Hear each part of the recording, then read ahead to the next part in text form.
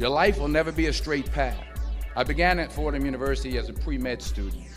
I took a course called cardiac morphogenesis. I still can't say it. Cardiac morphogenesis. I couldn't read it, I couldn't say it, I sure couldn't pass it. So then I decided to go into pre-law, then journalism. And with no academic focus, my grades took off in their own direction. Yeah, down. I was a 1.8 GPA one semester, and the university very politely suggested that it might be better to take some time off. I was 20 years old, I was at my lowest point.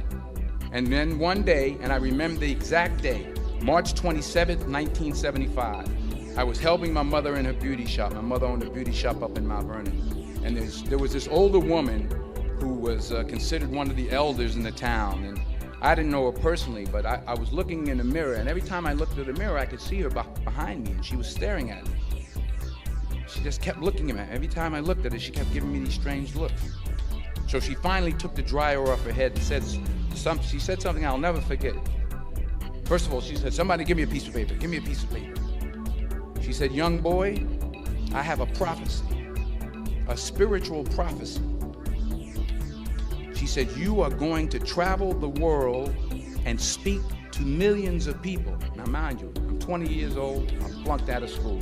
In fact, like a wise ass, I'm thinking to myself, maybe she's got something in that crystal ball about me getting back into school next fall.